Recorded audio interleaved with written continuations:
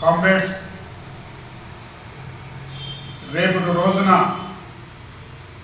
గ్రామీణ ఉపాధి పథకం పైన యథావిధిగా కొనసాగించాలని చెప్పి భారత కమ్యూనిస్టు పార్టీ సిపిఐ,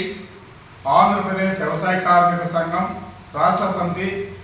ఆంధ్రప్రదేశ్ మహిళా సమైక్య రాష్ట్ర సమితి ఈ మూడు కలిసి రేపు 9వ తారీఖున రాష్ట్ర వ్యాప్తంగా అన్ని ఏపీఓ ఆఫీసుల దగ్గర ధర్నా కార్యక్రమాలు ఉపాధి కూలీలతో చేపట్టాలని చెప్పి పిలుపునివ్వడం జరిగింది. అందులో భాగంగా 2004లో నార్ప మండలం బండ్లపల్లిలో అప్పుడు ఉన్నటువంటి రాజశేఖర రెడ్డి సీఎం ఉన్నటువంటి రాజశేఖర రెడ్డి గారు, మన్మోహన్ సింగ్ ప్రధానమంత్రి గారు, ఆ రోజు వామపక్ష పార్టీ ఎంపీలు ఆ రోజు ఏదైనా కావాలని అడిగితే దేశ స్థాయిలో దేశ ప్రజలకు గ్రామీణ ఉపాధి పథకాన్ని సాధించి ఒక హక్కుగా పెట్టినటువంటి గ్రామీణ ఉపాధి పథకం ఈరోజు కేంద్ర ప్రభుత్వం బీజేపీ కుట్రపూర్వకంగా గ్రామీణ ఉపాధి పథకాన్ని రద్దు చేసి రామ్జీ అనే దాన్ని కొత్త చట్టాన్ని తీసుకొచ్చి ఈరోజు కూలీలను 301 రూపాయల నుంచి 241 రూపాయలు కుదించి 125 రోజులు పని దినాలు కల్పిస్తామని చెప్తున్నారు. కూలీ రేట్లు అయితే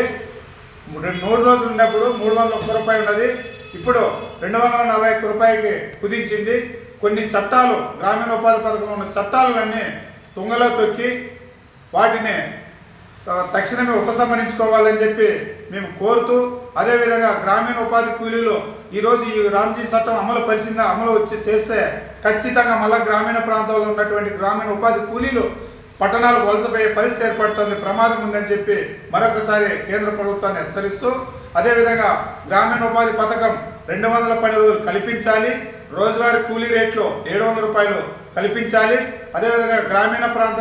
ప్రాంతంలో పనిచేస్తున్న ఉపాధి కూలీలకు పనిముట్లు పంపిణీ చేయాలి, పనిచేసే చోట ప్రదేశంలో టెంట్ వేయాలి, మద్య ప్యాకెట్లు, మౌలిక సదుపాయాలు కల్పించాలి, పెండింగ్లో ఉన్నటువంటి బకాయిలు చెల్లించాలని చెప్పి, అందులో శ్రీ సత్యసాయి జిల్లాలో ఎక్కడ కూడా గ్రామీణ ఉపాధి పథకం నత్తినాడుగానే సాగుతుంది. ఊరికే పేరుకు ఆర్పాటు చేస్తున్నారు కదా తప్ప అధికారులు ఎక్కడ కూడా గ్రామీణ ఉపాధి పథకంలో పని జరగలేదు. వాటిపైన కూడా తక్షణమే స్పందించి ఎక్కడ పెండింగ్ లేకుండా జిల్లా వ్యాప్తంగా గ్రామీణ ఉపాధి పనులు చేపట్టాలి. అదేవిధంగా రేపు జరుగుతున్నటువంటి అన్ని మండల కేంద్రాల్లో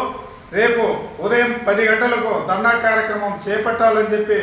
సత్యసాయి జిల్లా ప్రజలకు మనవి చేస్తూ తెలియజేసుకుంటున్నాను.